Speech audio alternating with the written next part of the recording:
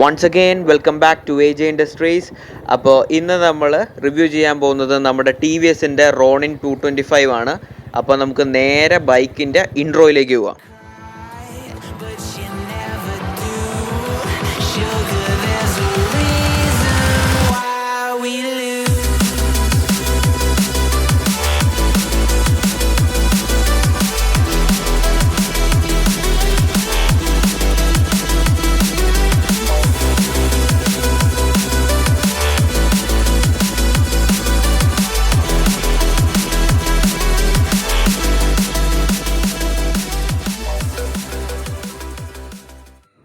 Guys, അപ്പോൾ നിങ്ങൾ intro കണ്ട സ്ഥിതിക്ക് നമുക്ക് എന്തായാലും വണ്ടി ഓടിച്ചുകൊണ്ട് തന്നെ നമുക്ക് ഈ വണ്ടിയുടെ ബാക്കി വിശേഷങ്ങളിലേക്ക് കടക്കാം. നമ്മുടെ പുതിയ TVS റോണിൻ്റെ ലുക്ക് വൈസിലേക്ക് കടക്കുമ്പോഴത്തേക്കും ഇതിൻ്റെ ടെയിൽ ലാമ്പ് ആയിക്കോട്ടെ, ഇതിൻ്റെ ഹെഡ്ലൈറ്റ് ആയിക്കോട്ടെ, ഇതിൻ്റെ ടാങ്കിൻ്റെ ഡിസൈൻ ആയിക്കോട്ടെ, ഇതെല്ലാം ഒരു പുതിയൊരു മോഡലിലേക്കാണ് നമ്മുടെ TVS ഇറക്കിയേക്കുന്നത്. ബാക്കിയുള്ള ബൈക്കുകളിലൊന്നും കണ്ടുവരാത്ത രീതിയിലുള്ളൊരു ടെയിൽ ലാമ്പും ഹെഡ്ലൈറ്റുമാണ് ഇതിനകത്ത് കൊടുത്തേക്കുന്നത്.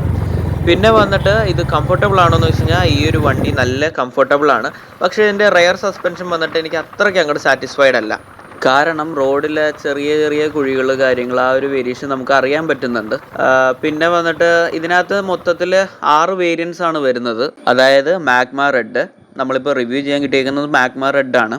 പിന്നെ വന്നിട്ട് lightning black, delta blue, stargaze black, galactic grey, dawn orange, അങ്ങനെ ഇങ്ങനെ 6 വേരിയൻസിനകത്തും 6 കളർ ഓപ്ഷനകത്തുമാണ് നമ്മുടെ റോണിൻ അവൈലബിൾ ആയിട്ടുള്ളത്. പക്ഷേ ഈ 6 കളറിനകത്തും എൻ്റെ പേഴ്സണൽ ഫേവറേറ്റ് എന്ന് പറയുന്നത് ലൈറ്റ്നിങ് ബ്ലാക്ക് ആണ്. കാര്യം എനിക്ക് എല്ലാ മോട്ടോർ സൈക്കിൾസും ഒരു ബ്ലാക്ക് കളറിനകത്തേക്ക് വരുമ്പോഴാണ് എനിക്ക് കൂടുതൽ ഇഷ്ടപ്പെടുന്നത്. So I choose black. നിങ്ങളുടെയൊക്കെ ഫേവറേറ്റ് കളർ ഏതാണെന്നുള്ളതൊന്ന് കമൻറ്റ് ചെയ്യുക. അപ്പോൾ ഗൈസ്, നമ്മളിപ്പോൾ പൊയ്ക്കൊണ്ടിരിക്കുന്നതെന്ന് പറയുമ്പോഴത്തേക്കും നമ്മുടെ ഈ റോണിനൊന്ന് റിവ്യൂ എടുക്കാനായിട്ട് പറ്റിയ ഒരു സ്ഥലത്തേക്കാണ് ഞാൻ പൊയ്ക്കൊണ്ടിരിക്കുന്നത്.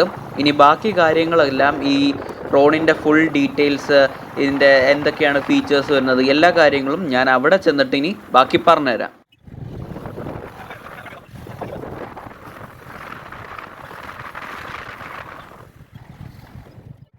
നമ്മളൊന്ന് ചെറുതായിട്ട് പെട്രോൾ പമ്പിൽ കയറി ഒന്ന് പെട്രോളൊക്കെ അടിച്ചൊന്ന് പുറത്തേക്ക് ഇറങ്ങിയപ്പോഴത്തേക്കും അവിടെ പാർക്ക് ചെയ്തിരിക്കുന്ന അടുത്തൊരു റോണിൻ. ഇത് ഗലാക്ടിക് ഗ്രേ എന്ന് പറഞ്ഞുള്ള ഒരു വേരിയൻ്റ് ആണ് അവിടെ പാർക്ക് ചെയ്തിരിക്കുന്നത്. അപ്പോൾ ഇനി എന്തായാലും നമുക്കിനി റോഡിലേക്കൊന്ന് ഇറക്കി നമ്മുടെ സ്ഥലത്തേക്ക് പോയിട്ട് ബാക്കി നമുക്ക് നോക്കാം. റോഡിലേക്ക് കയറുവാണ്.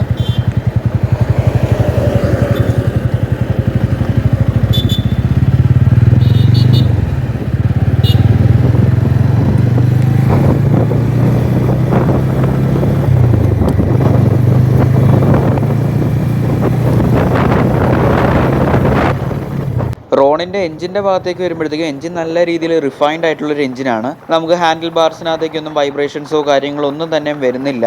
പിന്നെ അതേപോലെ തന്നെ ഇതിൻ്റെ മൈലേജ് എന്ന് പറയുമ്പോഴത്തേക്കും നമുക്ക് ഏകദേശം 45 to 50 നമുക്കൊരു ലോങ് റണ്ണിൽ കിട്ടുന്നുണ്ട് ഹൈവേസിൽ.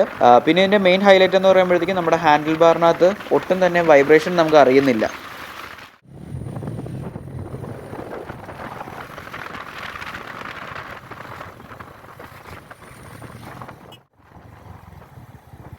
അപ്പോൾ നമ്മുടെ സ്ഥലം എത്തിക്കഴിഞ്ഞിട്ടുണ്ട്. അപ്പോൾ ഇനി നമുക്ക് നമ്മുടെ വണ്ടിയുടെ വിശേഷങ്ങളിലേക്ക് കിടക്കാം. ഇപ്പോൾ നമ്മുടെ മോട്ടോർ സൈക്കിളിൻ്റെ ഫ്രണ്ട് പാർട്ടിലേക്ക് വരുമ്പോഴത്തേക്കും ഇതിൻ്റെ മെയിൻ അട്രാക്റ്റീവ് ആയിട്ടുള്ള ഒരു പോർഷൻ എന്ന് പറയുമ്പോഴത്തേക്കും അതിൻ്റെ ഹെഡ്ലൈറ്റ് തന്നെയാണ്. അതിനകത്തൊരു DRL ആണ് കൊടുത്തേക്കുന്നത്. അതൊരു T ഷേപ്പിലേക്കാണ് DRL കൊടുത്തേക്കുന്നത്. ഇത് അത്യാവശ്യം നല്ല ബ്രൈറ്റ് ലൈറ്റാണ് കൊടുക്കുന്നത്. ഇത് രാത്രി ഓടിക്കുമ്പോഴൊക്കെ നല്ല അത്യാവശ്യം ബ്രൈറ്റ് ആയിട്ടുള്ള ഒരു ഹെഡ് ലാമ്പ് തന്നെയാണ് ഇവിടെ കൊടുത്തേക്കുന്നത്. പിന്നെ നമ്മൾ നോക്കുമ്പോഴത്തേക്കും LED ഇൻഡിക്കേറ്റേഴ്സ് ആണ് വന്നേക്കുന്നത്. അത് ഫ്രണ്ടിലായാലും റെയറിലായാലും LED ഇൻഡിക്കേറ്റേഴ്സ് തന്നെയാണ് വന്നേക്കുന്നത്. നമ്മൾ ഈ വണ്ടിയുടെ ബാക്കിൽ നിന്ന് നോക്കുന്ന സമയത്ത് നമുക്ക് ഏറ്റവും കൂടുതൽ അട്രാക്റ്റ് ചെയ്യിപ്പിക്കുന്നതെന്ന് പറയുമ്പോൾ ഇതിൻ്റെ ആ ഒരു വലിയ ടാങ്കാണ്. ഇതിൻ്റെ ടാങ്ക് നമുക്ക് കാണുമ്പോൾ ശരിക്കും നല്ല രീതിയിൽ ഒരു അട്രാക്റ്റീവ് ആയിട്ടുള്ള ഒരു ലുക്ക് കൊടുക്കുന്നുണ്ട് റോഡിന്. പിന്നെ അതേപോലെ തന്നെ ഇതിൻ്റെ ഓഡോമീറ്റർ ആവട്ടെ, പിന്നെ അതേപോലെ ഇതിൻ്റെ ടെയിൽ ലാമ്പ്, അത് ബ്രേക്ക് ലൈറ്റും അതേപോലെ തന്നെ സെയിം നല്ല ഒരു രീതിയിൽ നല്ല ക്വാളിറ്റിയിലാണ് അത് പണിതേക്കുന്നത്. നമ്മുടെ ഓഡോമീറ്ററിലേക്ക് വരുമ്പോഴത്തേക്കും നല്ലൊരു റൗണ്ട് ഷേപ്പിലിനകത്ത് ഒരു ഡിജിറ്റൽ ഓഡോമീറ്ററാണ് കൊടുത്തേക്കുന്നത്. ഇതിനകത്ത് നമുക്ക് എത്ര കിലോമീറ്റർ ഓടും, റേഞ്ച്, അതേപോലെ തന്നെ ഫ്യൂവലിൻ്റെ അളവ് കാര്യങ്ങളെല്ലാം നമുക്ക് അറിയാൻ പറ്റുന്നുണ്ട്. ട്രിപ്പ് നാവിഗേഷൻ, അതേപോലെ നമ്മുടെ ലെഫ്റ്റ് ഹാൻഡിൽ ബാറിനകത്താണ് നമ്മുടെ ഡിമ്മും ഫുള്ളിൻ്റെ സ്വിച്ച് കൊടുത്തേക്കുന്നതും അതേപോലെ ഹോണിൻ്റെ സ്വിച്ചുകളും ഒക്കെ കൊടുത്തേക്കുന്നത്. അതുപോലെ തന്നെ നമ്മുടെ റൈറ്റ് സൈഡ്, അതായത് ത്രോട്ടിൽ സൈഡിനകത്തേക്ക് വരുമ്പോഴത്തേക്കും അവിടെ നമുക്ക് എഞ്ചിൻ കിൽ സ്വിച്ച് ആണെങ്കിലും അതേപോലെ ഹസാർഡ് ലൈറ്റ് കൊടുത്തിട്ടുണ്ട്. പിന്നെ അതേപോലെ മോഡ് മാറ്റാനായിട്ടുള്ള സ്വിച്ചുകൾ കൊടുത്തിട്ടുണ്ട്. അപ്പോൾ ഇത്രയാണ് നമ്മുടെ റൈറ്റ് സൈഡിനകത്തേക്ക് വരുന്നത്. പിന്നെ ഈ വണ്ടിയുടെ സൈഡിൽ നിന്ന് നമ്മൾ നോക്കുമ്പോഴത്തേക്കും ഇതിൻ്റെ ടാങ്ക് എന്ന് പറയുമ്പോഴത്തേക്ക് ഇത്തിരി വലിപ്പം കൂടുതലാണോ എന്ന് എനിക്കൊരു ഡൗട്ടുണ്ട്. അതായത് കാണുമ്പോഴത്തേക്ക് ഒരു ഇത്തിരി വലിപ്പം കൂടുതൽ പോലെ തോന്നുന്നുണ്ട്. ടാങ്ക് കപ്പാസിറ്റി എന്ന് പറയുന്നത് 14 ലിറ്റേഴ്സ് ആണ് ടാങ്ക് കപ്പാസിറ്റി കൊടുത്തിരിക്കുന്നത്. അപ്പോൾ ഗൈസ്, നമുക്ക് എന്തായാലും ഇതിൻ്റെ എക്സോസ് നോട്ടൊന്ന് കേട്ട് നോക്കാം.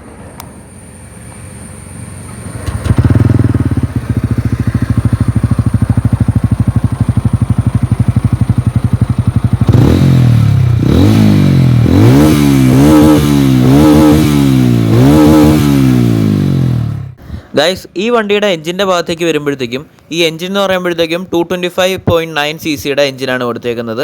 അതും സിംഗിൾ സിലിണ്ടർ 4 സ്ട്രോക്ക് എഞ്ചിനാണ് ഇവിടെ കൊടുത്തേക്കുന്നത്.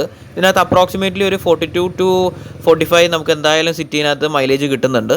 അതുപോലെ ഒരു 19.93 ന്യൂട്ടൺ മീറ്റർ ടോർക്ക് നമുക്ക് 3000 RPM തന്നെ കിട്ടുന്നുണ്ട്. ഇപ്പോൾ കാണിച്ചത് ഹൈ ബീമും ലോ ബീമും ആണ്. ഇതിൻ്റെ ഫ്രണ്ട് സസ്പെൻഷൻ എന്ന് പറയുമ്പോഴത്തേക്കും അത് 41 mm USD ഫോർക്കാണ് കൊടുത്തേക്കുന്നത്. അതുപോലെ റെയറിലേക്ക് വരുമ്പോഴത്തേക്കും മോണോഷോക്കിൻ്റെ 7 സ്റ്റെപ്പ് അഡ്ജസ്റ്റബിൾ പ്രീലോഡാണ് കൊടുത്തിരിക്കുന്നത്.